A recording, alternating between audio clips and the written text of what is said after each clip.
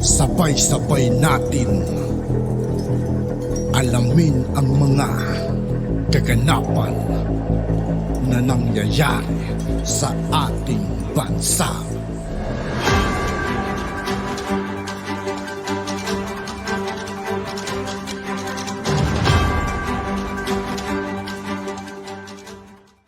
Yo, what's up mga kaibigan? This is I2K po again. Ngayon nandito naman tayo sa channel ni Banat Kapanig TV. Dito naman tayo magbibigay ng komento at reaksyon. Kaya samahan nyo ko guys.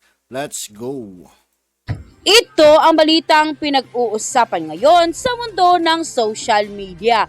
Deputy Speaker Rodante Marcoleta binanatan ang ACT Teachers Party List Representative na si Franz Castro sa pagdinig sa Senado. Matapos tila ipagpilitan nito na dapat panagutan ni dating Pangulong Rodrigo Roa Duterte ang di umano'y graft and corruption na ginawa nito sa panahon ng kanyang panunungkulan. Ito ang mainit na balitang pinutakti ngayon ng samut-saring komento mula sa marami sa ating mga kababayan at marami din sa kanila ngayon ang di mapigilan ang kanilang sarili na maglabas ng kanilang hinaing at komento sa mundo ng social media. Pero bago ang lahat mga Sa lahat ng hindi pa nakasubscribe mga kaibigan kay Banat Kapanig TV, mag-subscribe na po tayo at huwag nyo rin pong kalimutan mag-subscribe dito sa aking channel.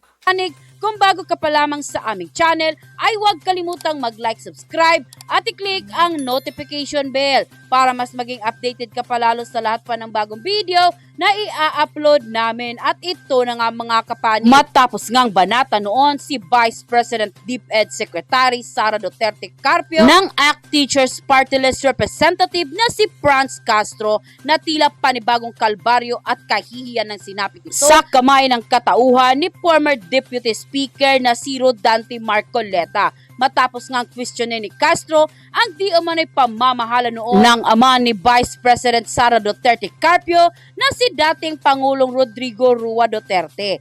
Umani nga ng samut-saring reaksyon ang naging congressional hearing kung saan tila ipinipilit ni Castro na dapat panagutan ni dating Pangulong Rodrigo Roa Duterte ang mga di umano'y graft and corruption na isinampas sa kanya. Ang kasong ito ay tila ipinagpipilitan pa rin di umano ng maraming mga makakaliwang grupo kung saan isa sa mga tumututol noon ng bigyan ng kapangyarihan si dating Pangulong Rodrigo Roa Duterte na ipasa ang Bayanihan Act 1 kung saan ay nagbibigay ng financial aid o ayuda noong kapanahunan o kasagsagan ng pandemya. Ayon kay ACT Teacher Party List Representative Franz Castro, malinaw raw ang graft and corruption na nangyari sa panahon ni PRRD. Yung mga natatawa nila ako mga kaibigan sa mga ganyang klaseng pag-iisip ng mga tao, no? Yung sinasabi lang may mga nangyaring corruption daw nung panahon ni mahal na Pangulong Rodrigo Roa Duterte. Kung tutusin mga kaibigan, isa sa napakagandang pamamalakad ang ginawa ng ating mahal na Pangulo. Diba? Isa si Rodrigo sa pinakamahusay na naging presidente ng Pilipinas. Yung mga nagsasabing anti-Duterte dyan mga kaibigan, ay alam nyo na. Mga wag yung pinapaniwalaan yung mga ganong klaseng tao mga kaibigan. Kaya dapat na hindi daw ipagsawalang bahala ng Kongreso ang mga posibleng patong-patong na isampa sa dating Pangulong Duterte. Ipinagpipilitan pa nga ng ACT Teacher Party List Representative na si Franz Castro na dapat daw bigyang kaparusahan si PRRD at mga di umano'y sangkot sa pinakaanomalyang korupsyon ng kanyang ginawa sa kanyang panunungkulan. Ngunit ayon mismo kay Deputy Secretary Rodante Marcoleta, ito'y pawang kasinungalingan at invento lamang dahil naging malinis ang pamamahala ng dating Pangulo hanggang sa manalo si President Bongbong Marcos. At ayon pa kay Deputy Speaker Rodante Marcoleta ay tila ba wala ng saysay ang mga akusasyon ng mga membro ng Makabayan Bloc. At kabilang nga dito si Castro na mukhang hindi raw nadala itong si Castro nang tirahin niya si Vice President DepEd Secretary Sara Duterte Carpio at utusan pang mang-hire ng 30,000 public school teachers. Samantala, nang lumabas ang balitang ito, ay di naman mapigilan ng marami sa ating mga kababayan ang nagbigay ng kanilang hinaing at komento sa mundo ng social media. At ayon pa sa kanila, alisin na ang party list system kasi nagagamit ng mga politiko na manatili sa kanilang pansariling motibo to stay in the government.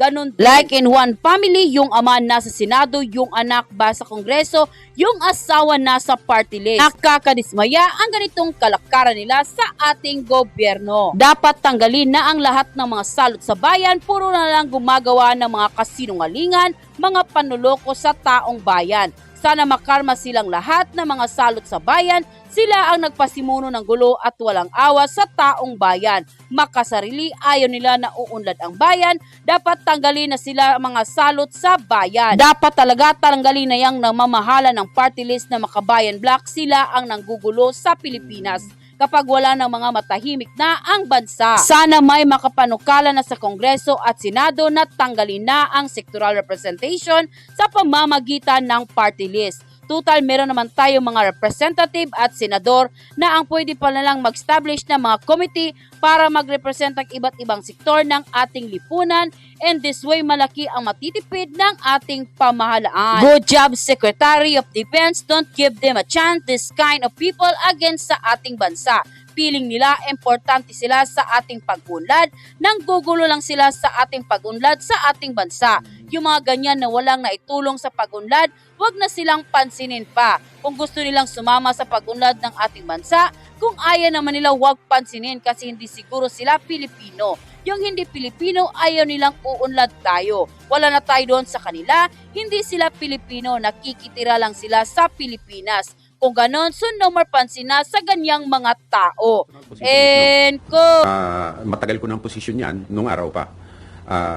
And I think that is the position of the security cluster as of this time, no?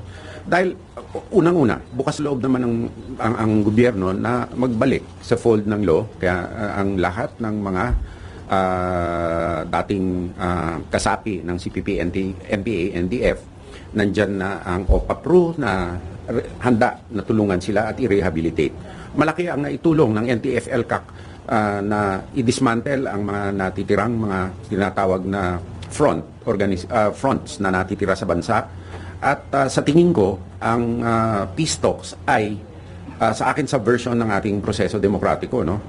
Pwede naman natin pag-usapan yung mga issue na yan sa tamang forum. Yan ay ang Kongreso. Sumanib sila sa legitimate political process. Hindi naman bawal ang CPP eh. Republic Act 1700 has been repealed long ago. Pero yung indirect at direct support sa armadong pakikibaka, yan ang problema.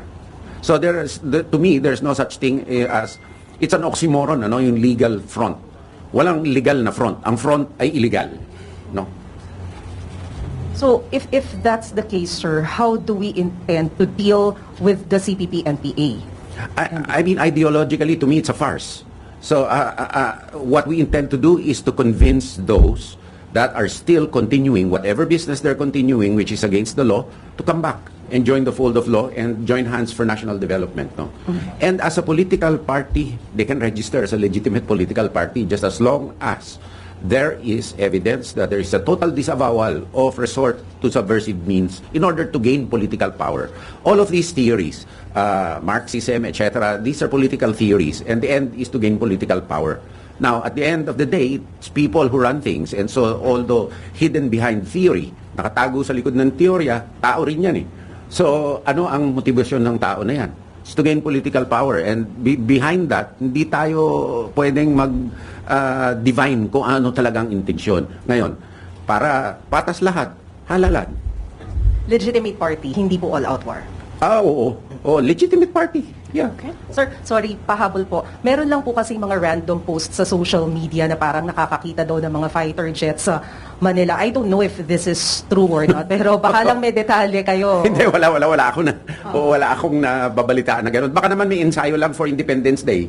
No? Baka lang. No? Wala akong natatanggap na report na ganyan. No? Salamat, sir. Thank you, Maricel. Nestor Corrales, Inquirer. Sir, you mentioned it was your personal position. Is this also the position of the President, and what was his directive? I have to consult regarding